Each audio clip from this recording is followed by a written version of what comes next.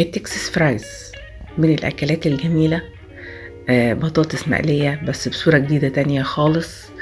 هنخليها بدل ما تكون وجبة جانبية هتبقى وجبة رئيسية على السفرة. بنشتريها من بره وبندفع فيها فلوس كتير جدا في المطاعم. النهاردة هنعملها في البيت مع بعض ونفرح بيها أطفالنا، لأن البطاطس من الحاجات المحبوبة جدا، البطاطس المقلية بالذات. مفيش حد بيختلف على حب البطاطس وأكل البطاطس المقلية. يلا نشوف هنعملها ازاي مع بعض. طاسة هنحط فيها معلقة زبدة، وهنضيف على الزبدة لحمة مفرومة، حوالي ربع كيلو لحمة مفرومة، 250 جرام. هنقلب اللحمة المفرومة في الزبدة شوية، نشوحها كده، ولما نحس ان هي خلاص نزلت ميتها هنضيف عليها بصلتين كبار متقطعين ونشوحها مع اللحمة المفرومة.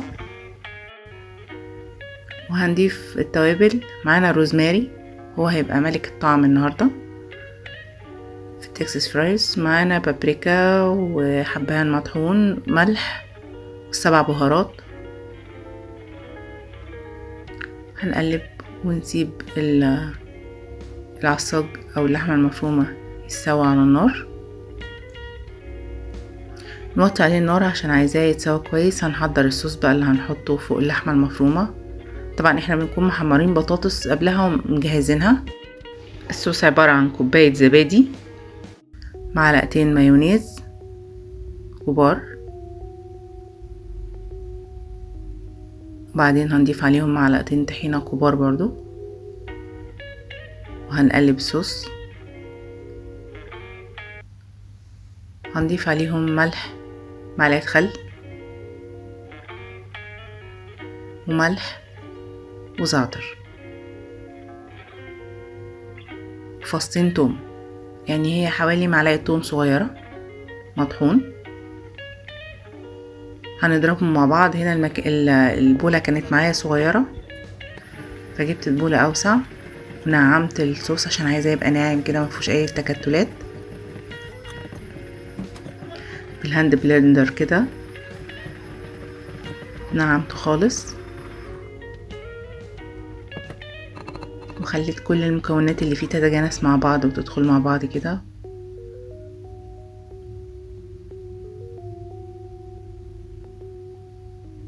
البطاطس المقلية هحطها في الصينية وعليها رشة كده جبنة شيدر.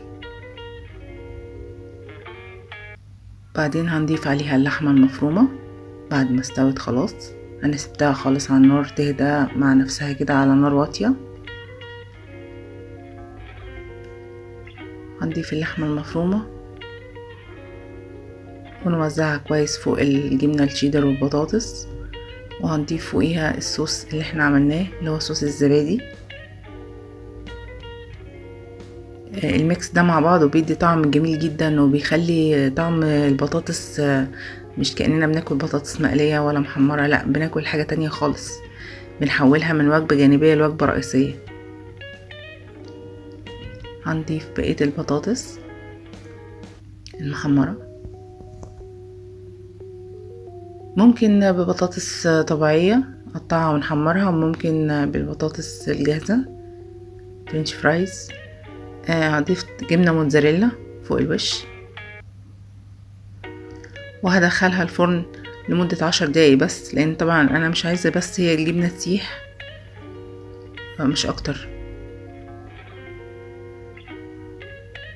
كل حاجة في الصينية مستوية سواء لحمة مفرومة او بطاطس كده. بعد ما طلعنا الصينية من الفرن هما 10 دقايق بس. اسرع اكلة واسهل اكلة وألذ اكل. حطيناها في طبق تقديم، فوقيها كده جبنة شيدر سايحة، وهنزوقها بالبقدونس. ممكن نضيف هالبينو حار يعني للي بيحب الحاجات الحارة.